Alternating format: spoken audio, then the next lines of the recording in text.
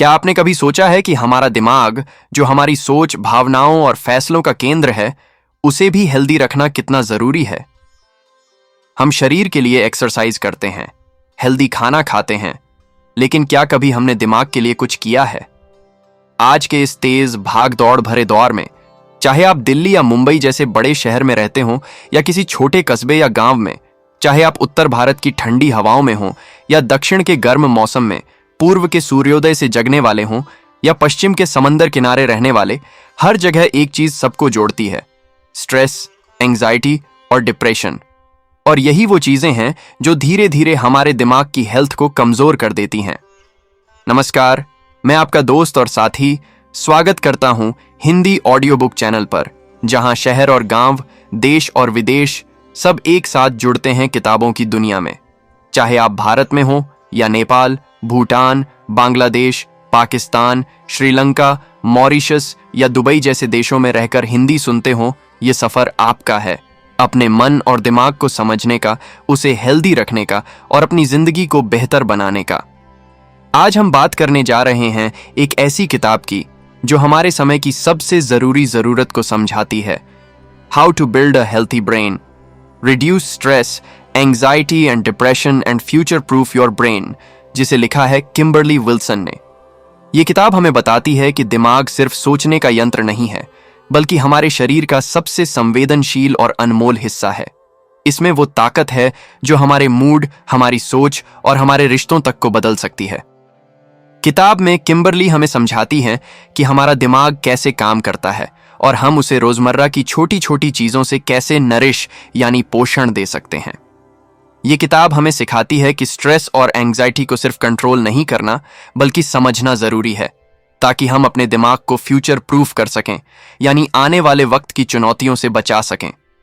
तो आइए, तैयार हो जाइए इस खूबसूरत सफर के लिए, जहां हम एक एक चैप्टर में जानेंगे कि कैसे हम अपने दिमाग को हेल्दी, स्ट्रांग और बैलेंस्ड बना सकते हैं, क्योंकि एक हेल्दी ब्रेन ही हमें देता है एक हेल्दी लाइफ। चलिए शुरू करते हैं how to build a healthy brain by Kimberly Wilson. Chapter 1, the global burden of mental illness. हमारे समाज में अक्सर मेंटल हेल्थ को नजरअंदाज किया जाता है। जब कोई कहता है कि वो उदास है, बेचैन है या थक चुका है, तो हम उसे सिर्फ पॉजिटिव सोचो कहकर चुप करा देते हैं।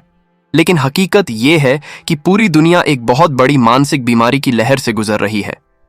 किम्बरली विल्सन इस चैप्टर में बताती हैं कि कैसे डिप्रेशन, एंजाइटी और स्ट्रेस अब सिर्फ व्यक्तिगत समस्या नहीं रहे, बल्कि एक ग्लोबल बर्डन बन चुके हैं। WHO के आंकड़ों के अनुसार हर साल करोड़ों लोग मानसिक बीमारियों से जूझते हैं, लेकिन उनमें से ज्यादातर को सही मदद नहीं मिल पाती। कई देशों में तो अब भी मानसिक बीमारी को शर्म या कमजोरी की निशानी समझा जाता है, खासकर हमारे भारत जैसे देशों में, जहां लोगों को लगता है कि अगर आप खुश नहीं हैं तो आप कृतघ्न हैं। लेकिन ये सोच गलत है। किम्बरली कहती हैं कि जैसे शरीर को चोट लगती है, वैसे ही दिमाग को भी दर्द होता है। फर्क बस इतना है कि वो दिखाई नहीं देता, और अगर इस दर्द को समझा और संभाला नहीं गया, तो ये हमारे रिश्तों, हमारे काम और हमारी जिंदगी की क्वालिटी को धीरे धीरे खत्म कर देता है।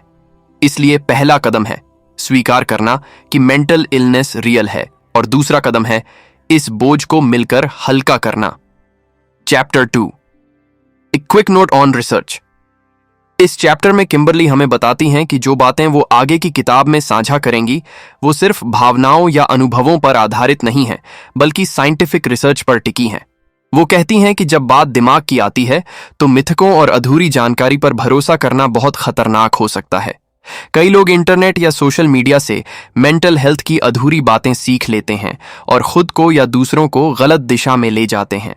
किम्बरली समझाती हैं कि मेंटल हेल्थ से जुड़ी रिसर्च लगातार बदलती रहती है, क्योंकि हमारा ब्रेन बेहद जटिल है।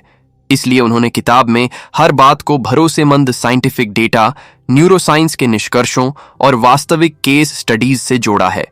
वो हमें यह भी सिखाती हैं कि रिसर्च पढ़ते वक्त क्या कहा गया है से ज्यादा कैसे साबित किया गया है, ये समझना जरूरी है, क्योंकि असली ज्ञान वहीं होता है जहां जिज्ञासा और सटीकता साथ चलती है।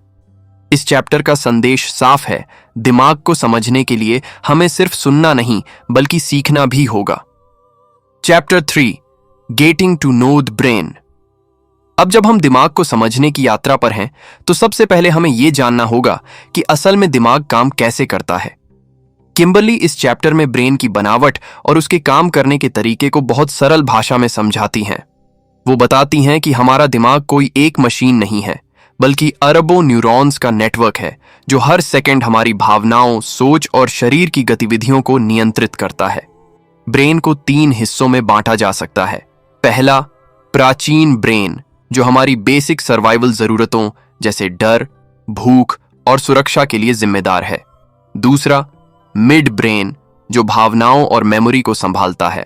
और तीसरा, नियोकॉर्टेक्स, जो हमारी लॉजिक, निर्णय लेने की क्षमता और क्रिएटिव सोच का केंद्र है। किम्बरली कहती हैं कि जब हम स्ट्रेस या डिप्रेशन में होते हैं तो ये तीनों हिस्से असंतुलित हो जाते हैं। नतीजा ये होता है कि हमें छोटी बातों पर गुस्सा आता है, हम सही निर्णय नहीं ले पाते और खुद से लड़ने लगते हैं। इस चैप्टर में वो ये भी समझाती हैं कि दिमाग लचीला है, यानी न्यूरोप्लास्टिसिटी की वजह से हम उसे बदल सकते हैं। अगर हम अपनी सोच, खान पान, नींद और वातावरण को सही रखें तो दिमाग खुद को रिपेयर और रिवायर कर सकता है।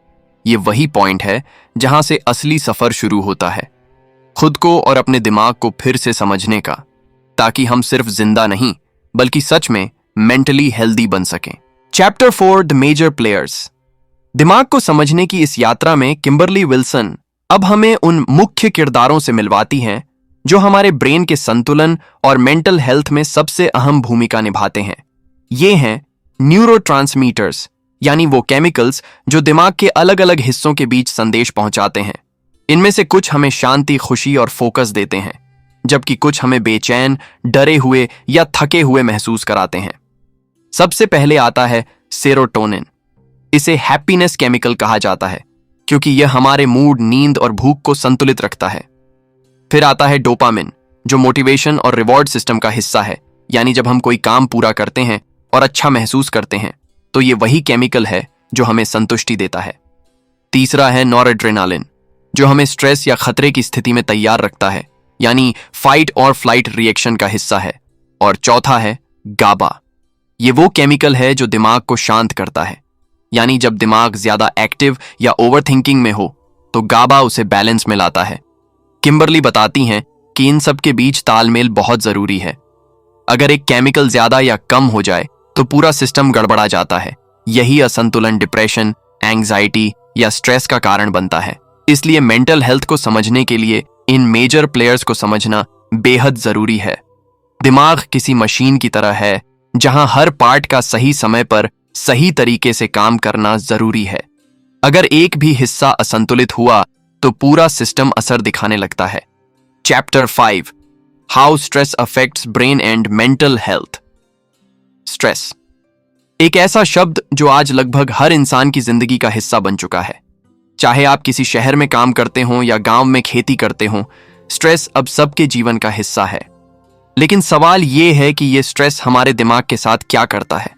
किम्बरली बताती हैं कि जब हमें स्ट्रेस होता है तो दिमाग तुरंत फाइट और फ्लाइट मोड में चला जाता है। इस वक्त हमारा शरीर कॉर्टिसोल नाम का हार्मोन रिलीज करता है जो हमें खतरे से निपटने के लिए तैयार करता है। लेकिन अगर यही स्ट्रेस रोजाना बना रहे तो यही कॉर्टिसोल धीरे धीरे दिमाग की कोशिकाओं को नुकसान पहुंचाने लगता है।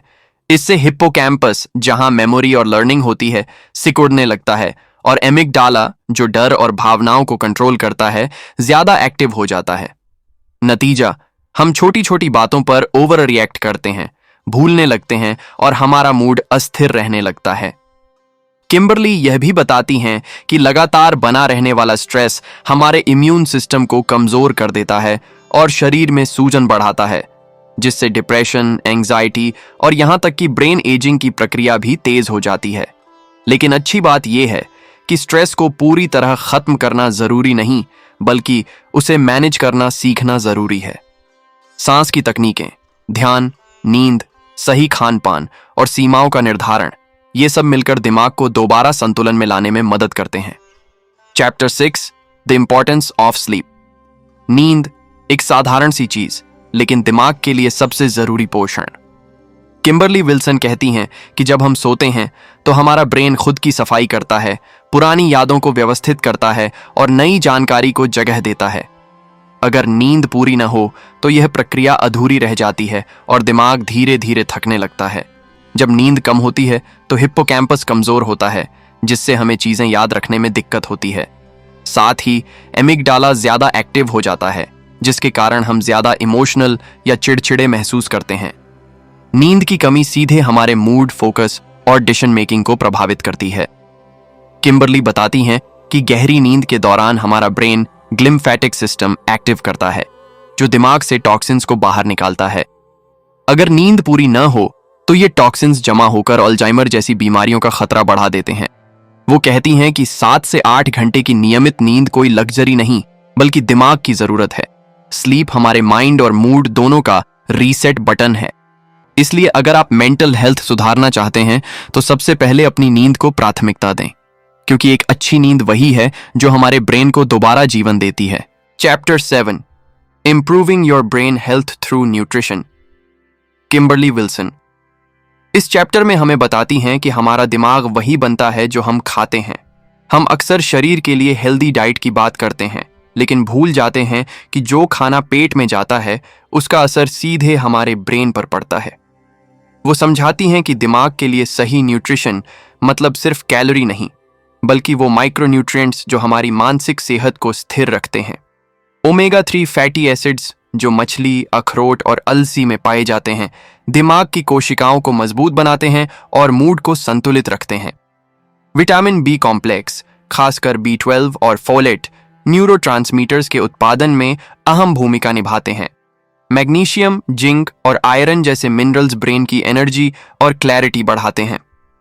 किम्बरली कहती हैं कि अगर हमारी डाइट में जंक फूड, शुगर और प्रोसेस्ड आइटम ज्यादा हैं तो ब्रेन में इन्फ्लेमेशन यानी सूजन बढ़ती है। ये सूजन ही कई बार डिप्रेशन और एंजाइटी का कारण बन जाती है। वो बताती हैं कि गट ब्रेन कनेक्शन यानी पेट और दिमाग का रिश्ता असली कुंजी है। हमारे गट में लाखों बैक्टीरिया रहते हैं जो हार्मोन और न्यूरोट्रांसमीटर के जरिए हमारे मूड को कंट्रोल करते हैं। अगर गट अस्वस्थ है तो दिमाग भी असंतुलित हो जाता है। इसलिए किम्बरली सलाह देती है कि अपने खाने को ब्रेन फ्यूल समझें, जितना नेचुरल उतना बेहतर। सब्जियां, फल, फाइबर, नट्स और हेल्दी फैट्स मिलकर एक ऐसी डाइट बनाते हैं जो दिमाग को स्ट्रॉन्ग, एनर्जेटिक और इमोशनली स्टेबल रखती है। चैप्टर 8, टू फास्ट ऑन और नॉट टू फास्ट। इस चैप्टर में किम्बरली उस सवाल का जवाब खोजती हैं जो आजकल बहुत चर्चा में है, क्या फास्टिंग यानी उपवास ब्रेन के लिए अच्छा है या नहीं। वो कहती हैं कि जब सही तरीके से किया जाए तो फास्टिंग दिमाग के लिए बहुत फायदेमंद हो सकता है, क्योंकि जब हम कुछ समय तक खाना नहीं खाते तो शरीर ऊर्जा के लिए फैट्स को तोड़ने लगता है और कीटोन्स बनाता है। ये कीटोन्स दिमाग के लिए एक क्लीन और एफिशिएंट एनर्जी सोर्स होते हैं। फास्टिंग से ब्रेन डिराइव्ड न्यूरोट्रॉफिक फैक्टर यानी BDNF बढ़ता है, जो नई न्यूरॉन कोशिकाओं के निर्माण में मदद करता है। यानी सरल शब्दों में, फास्टिंग से दिमाग खुद को रिफ्रेश और रिपेयर करता है। लेकिन किम्बरली चेतावनी भी देती है कि हर किसी के लिए फास्टिंग सही नहीं होती। अगर किसी को शुगर की समस्या, डिप्रेशन या एंजाइटी है तो बिना सलाह के फास्टिंग नुकसानदायक हो सकती है। वो कहती हैं कि सबसे अच्छा तरीका है इंटरमिटेंट फास्टिंग, यानी दिन में एक निश्चित अवधि में खाना और बाकी समय सिर्फ पानी या बिना शुगर वाले ड्रिंक लेना। इससे न सिर्फ वजन नियंत्रित रहता है, बल्कि दिमाग में सूजन कम होती है, फोकस बढ़ता है और मूड स्थिर रहता है। किम्बरली का निष्कर्ष साफ है, फास्टिंग कोई ट्रेंड नहीं, बल्कि एक साइंटिफिक प्रैक्टिस है जिसे समझदारी से अपनाना चाहिए। Chapter 9, how physical activity protects the brain. अब बात आती है उस आदत की जो दिमाग को असली मजबूती देती है, फिजिकल एक्टिविटी। किम्बरली बताती हैं कि एक्सरसाइज सिर्फ शरीर के लिए नहीं, बल्कि दिमाग के लिए भी वैसी ही जरूरी है जैसे ऑक्सीजन। जब हम चलते हैं, दौड़ते हैं या किसी शारीरिक गतिविधि में शामिल होते हैं तो हमारा ब्रेन एंडोर्फिन्स छोड़ता है, जिन्हें हैप्पी हार्मोन्स कहा जाता है। ये हार्मोन मूड को उठाते हैं, दर्द को कम करते हैं और हमें मानसिक रूप से हल्का महसूस कराते हैं। लेकिन इतना ही नहीं, एक्सरसाइज से ब्रेन में ब्लड सर्कुलेशन बढ़ता है, जिससे ज्यादा ऑक्सीजन और न्यूट्रिएंट्स दिमाग तक पहुंचते हैं। इससे हिप्पोकैम्पस मजबूत होता है, यानी मेमोरी और लर्निंग पावर बढ़ती है। किम्बरली यह भी बताती हैं कि फिजिकल एक्टिविटी न्यूरोप्लास्टिसिटी को बढ़ाती है, यानी दिमाग खुद को बदलने और नया सीखने की क्षमता बनाए रखता है। वो कहती हैं कि चाहे आप जिम न जाएं, लेकिन रोज 30 मिनट की वॉक, योग या हल्की एक्सरसाइज भी ब्रेन के लिए जादू की तरह काम करती है। ये स्ट्रेस हार्मोन कॉर्टिसोल को कम करती है, नींद में सुधार लाती है और एंग्जाइटी के लक्षण घटाती है। किम्बरली का संदेश साफ है। अगर आप अपने ब्रेन को हेल्दी रखना चाहते हैं तो अपने शरीर को हिलाना शुरू कीजिए, क्योंकि मूवमेंट ही वो भाषा है जिससे शरीर और दिमाग एक दूसरे से बात करते हैं और दोनों को जिंदा रखते हैं। Chapter 10 using the breath. Kimberly Wilson इस चैप्टर में एक ऐसी साधारण मगर अद्भुत चीज की बात करती है, सांस। वो कहती हैं कि सांस वो पुल है जो शरीर और दिमाग को आपस में जोड़ता है। हम में से ज्यादातर लोग दिन भर सांस लेते हैं, पर कभी ये नहीं सोचते कि इसे कैसे लेना है। किम्बरली समझाती हैं कि जब हम स्ट्रेस में होते हैं तो हमारी सांस तेज और उथली हो जाती है, जिससे ब्रेन को सिग्नल मिलता है कि खतरा है। लेकिन जब हम धीरे और गहरी सांस लेते हैं तो हमारा पैरासिम्पैथेटिक नर्वस सिस्टम एक्टिव होता है, जो शरीर और दिमाग दोनों को शांत कर देता है। यानी सिर्फ कुछ मिनटों की गहरी सांस से हम अपने मूड, हार्ट रेट और यहां तक कि स्ट्रेस लेवल को भी कंट्रोल कर सकते हैं। वो बताती हैं कि ब्रीदिंग तकनीक्स जैसे बॉक्स ब्रीदिंग, जिसमें 4 सेकंड में सांस लेना, 4 सेकंड रोकना, 4 सेकंड छोड़ना और 4 सेकंड फिर रुकना शामिल है, दिमाग को तुरंत स्थिर करती है। किम्बरली यह भी समझाती हैं कि सांस लेना कोई योग या मेडिटेशन की चीज भर नहीं है, बल्कि यह न्यूरोसाइंस से जुड़ी तकनीक है। जब हम अपने श्वास पर ध्यान केंद्रित करते हैं तो एमिगडाला यानी डर और तनाव संभालने वाला हिस्सा शांत होता है। इससे हम भावनात्मक रूप से मजबूत और अधिक जागरूक बनते हैं। वो कहती हैं, सांस को नियंत्रित करो तो मन को नियंत्रित करना आसान हो जाता है, क्योंकि जब हम सांस को संभालना सीखते हैं तो वास्तव में हम अपने दिमाग को दोबारा संतुलित करना सीखते हैं। Chapter 11 understanding emotions. इस चैप्टर में किम्बरली विल्सन बताती हैं कि हमारे इमोशंस यानी भावनाएं कोई कमजोरी नहीं, बल्कि दिमाग के सिग्नल हैं जो हमें हमारे अंदर की स्थिति से परिचित कराते हैं। वो कहती हैं कि जब हम किसी चीज पर गुस्सा, दुख या डर महसूस करते हैं तो दिमाग हमें यह बताने की कोशिश करता है कि कोई जरूरत या सीमा टूटी है। समस्या तब शुरू होती है जब हम इन इमोशंस को दबाने लगते हैं। किम्बरली बताती हैं कि हर भावना का एक उद्देश्य होता है। जैसे डर हमें सतर्क करता है, गुस्सा हमें अन्याय के खिलाफ खड़ा करता है, दुख हमें रुककर सोचने पर मजबूर करता है और खुशी हमें जीवन से जोड़ती है। वो यह भी कहती हैं कि भावनाओं को समझने के लिए हमें खुद से सवाल करने की जरूरत है। मैं ये क्यों महसूस कर रहा हूं और ये भावना मुझे क्या बताना चाहती है। जब हम इमोशंस को जज करने के बजाय उन्हें समझते हैं तो हम अपनी रिएक्शन पर नियंत्रण पा लेते हैं। किम्बरली कहती हैं कि ब्रेन में एमिगडाला भावनाओं को ट्रिगर करता है, जबकि प्रीफ्रंटल कॉर्टेक्स उन्हें समझने और नियंत्रित करने में मदद करता है। इसलिए हमें दोनों के बीच संतुलन बनाना सीखना चाहिए। वो यह भी बताती हैं कि इमोशनल इंटेलिजेंस यानी अपनी और दूसरों की भावनाओं को समझने की क्षमता मेंटल हेल्थ की बुनियाद है।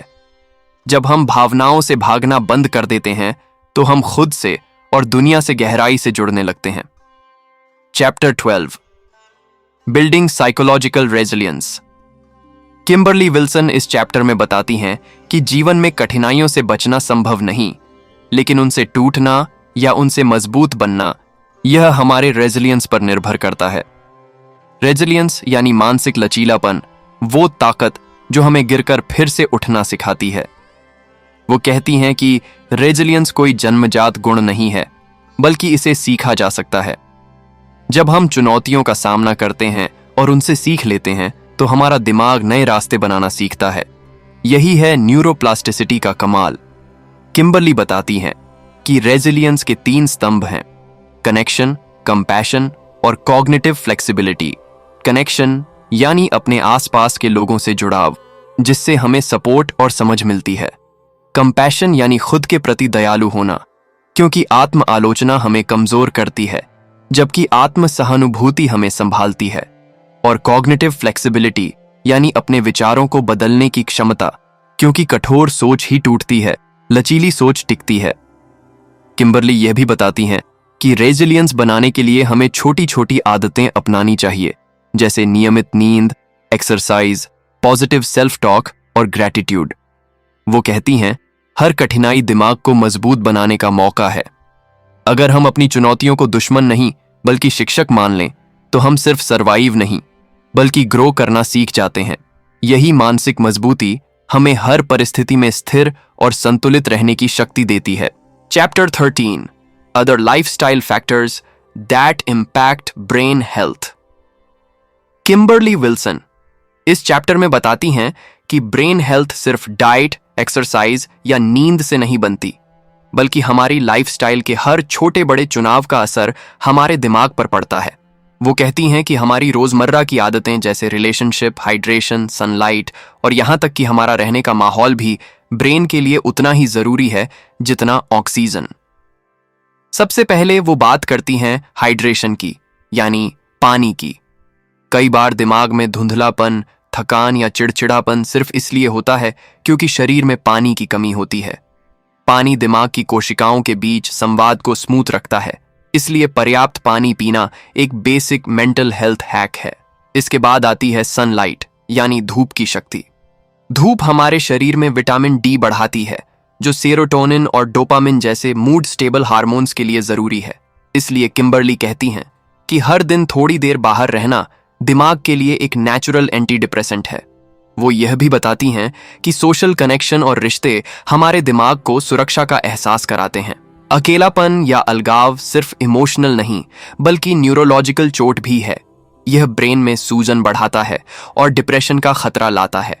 किम्बरली के अनुसार अच्छी मेंटल हेल्थ का राज है संतुलित जीवन, जिसमें काम हो, आराम हो, प्रकृति से जुड़ाव हो और इंसानों से अपनापन हो। क्योंकि जब जीवन में संतुलन होता है तभी ब्रेन हेल्दी और स्थिर रहता है। Chapter 14, how social media and technology affect a brain. इस चैप्टर में किम्बरली उस दुनिया पर रोशनी डालती है जिसमें हम हर दिन जी रहे हैं, स्क्रीन की दुनिया। वो कहती हैं कि टेक्नोलॉजी ने हमारी जिंदगी आसान बना दी है, लेकिन हमारे दिमाग के लिए ये आसान नहीं रही। हर नोटिफिकेशन, हर लाइक, हर स्क्रॉल हमारे ब्रेन के डोपामिन सिस्टम को हिट करता है। ये वही सिस्टम है जो हमें इनाम का एहसास देता है। यानी हर बार जब हम फोन चेक करते हैं तो दिमाग में प्लीजर लूप एक्टिव होता है और धीरे धीरे ये एक एडिक्शन का रूप ले लेता है। किम्बरली बताती हैं कि सोशल मीडिया हमारी तुलना की भावना को बढ़ाता है। हम दूसरों की हाईलाइट लाइफ देखकर अपनी जिंदगी को कमतर समझने लगते हैं। इससे सेल्फ एस्टीम घटती है और एंग्जाइटी बढ़ती है। वो समझाती हैं कि लगातार स्क्रीन टाइम नींद के पैटर्न को भी बिगाड़ता है, क्योंकि फोन से निकलने वाली ब्लू लाइट मेलाटोनिन हार्मोन को दबा देती है, जो नींद लाने के लिए जिम्मेदार होता है।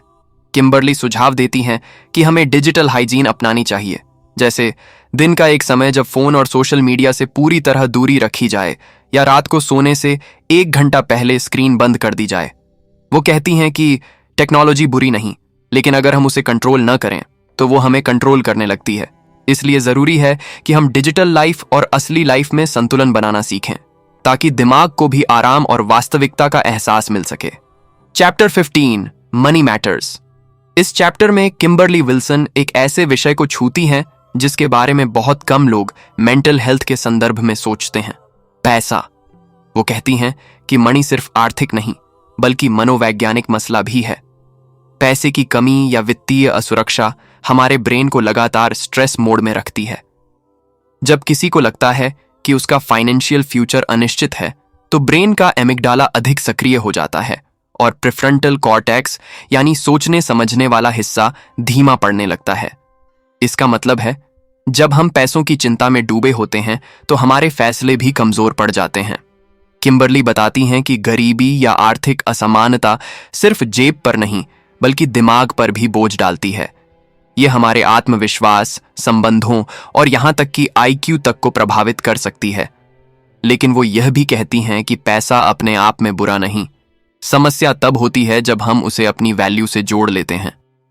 वो सुझाव देती हैं कि हमें पैसे को एक टूल की तरह देखना चाहिए, जो हमारी जरूरतें पूरी कर सकता है लेकिन हमारी पहचान तय नहीं कर सकता।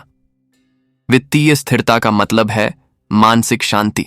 इसलिए अपने खर्च, बचत और भविष्य की योजना को समझदारी से मैनेज करना मेंटल हेल्थ का हिस्सा होना चाहिए। किम्बरली का संदेश स्पष्ट है, पैसा एक साधन है, साध्य नहीं। अगर हम पैसे के साथ अपने रिश्ते को स्वस्थ बना लें तो हमारा दिमाग भी हल्का, स्थिर और संतुलित रहता है। Chapter 16, better problem solving. हर दिन हम किसी न किसी समस्या से जूझते हैं, कभी घर की, कभी दफ्तर की, तो कभी अपने मन की। लेकिन क्या आपने कभी सोचा है कि कुछ लोग समस्याओं को बहुत आसानी से सुलझा लेते हैं, जबकि कुछ लोग उसी समस्या में उलझे रहते हैं? इसका जवाब हमारे दिमाग की प्रॉब्लम सॉल्विंग क्षमता में छिपा है। इस चैप्टर में किम्बरली विल्सन बताती हैं कि जब हम किसी दिक्कत का सामना करते हैं तो हमारा ब्रेन उसे कैसे प्रोसेस करता है। दिमाग का फ्रंटल कॉर्टेक्स यानी सोचने और निर्णय लेने वाला हिस्सा हमें स्थिति को समझने और हल निकालने में मदद करता है। लेकिन जब हम तनाव में होते हैं तो यही हिस्सा धीमा पड़ जाता है। यही कारण है कि स्ट्रेस के वक्त हम सही फैसला नहीं ले पाते। समस्या समाधान को बेहतर बनाने के लिए किम्बरली कुछ तकनीकें सुझाती हैं, जैसे किसी समस्या को छोटे छोटे हिस्सों में बांटकर देखना, खुद से खुले सवाल पूछना, अगर मैं इसे दूसरे नजरिए से देखूं तो क्या होगा, और माइंडफुलनेस प्रैक्टिस करना। इससे ब्रेन रिलैक्स होता है और क्रिएटिव सॉल्यूशंस निकलते हैं। याद रखिए, एक हेल्दी ब्रेन तभी सही निर्णय ले सकता है जब उसे स्पेस और शांति मिले।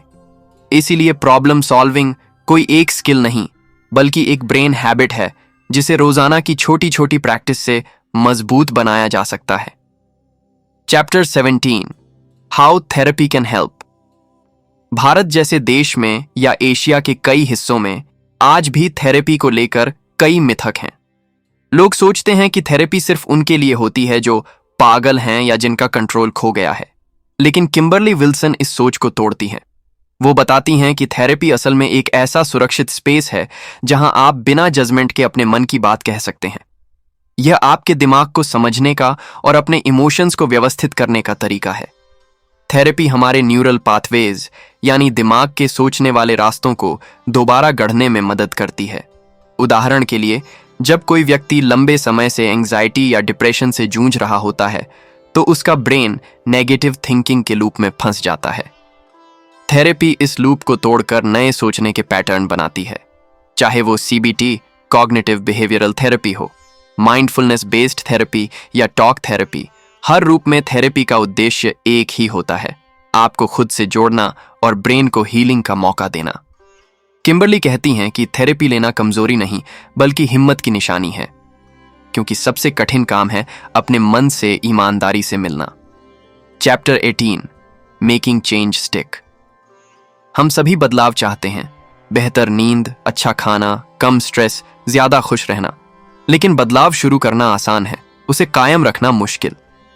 किम्बरली इस चैप्टर में बताती हैं कि दिमाग बदलाव को कैसे देखता है। जब हम कोई नई आदत डालते हैं तो ब्रेन के न्यूरॉन्स के बीच नए कनेक्शन बनते हैं। लेकिन जैसे जैसे हम पुरानी आदतों की ओर लौटते हैं, ये कनेक्शन कमजोर पड़ जाते हैं। यानी स्थायी बदलाव के लिए रिपीटिशन और कंसिस्टेंसी सबसे जरूरी है। वो कहती हैं कि छोटे कदमों से शुरू करें, जैसे हर दिन 10 मिनट मेडिटेशन, थोड़ा कम स्क्रीन टाइम या रोजाना टहलना। जब ब्रेन बार बार इन पैटर्न्स को दोहराता है तो वो नई आदतों को डिफॉल्ट सेटिंग बना लेता है। किम्बरली यह भी समझाती हैं कि बदलाव का असली दुश्मन परफेक्शनिज्म है, यानी हर चीज को एकदम सही करने की कोशिश। असल बदलाव तब होता है जब आप गिरकर भी फिर उठते हैं। यही न्यूरोप्लास्टिसिटी है, ब्रेन की वो खूबसूरत ताकत जो खुद को बदल सकती है। तो अगर आप चाहते हैं कि आपकी जिंदगी में सच में फर्क पड़े तो याद रखिए, बदलाव कोई मंजिल नहीं बल्कि एक सफर है। हर दिन, हर छोटे कदम के साथ आप अपने दिमाग को नया रूप दे रहे होते हैं, एक हेल्दी, बैलेंस्ड और फ्यूचर प्रूफ ब्रेन की ओर। तो दोस्तों, ये थी किताब how to build a healthy brain, reduce stress, anxiety and depression and future proof your brain, जिसे लिखा है किम्बरली विल्सन ने। कितनी खूबसूरती से उन्होंने हमें यह समझाया कि हमारा दिमाग सिर्फ सोचने या याद रखने का अंग नहीं, बल्कि हमारी पूरी जिंदगी की दिशा तय करने वाला केंद्र है। इस किताब ने हमें यह सिखाया कि हमारा ब्रेन भी हमारे शरीर की तरह देखभाल चाहता है। सही नींद, अच्छा खाना, एक्सरसाइज और सबसे जरूरी इमोशनल हेल्थ।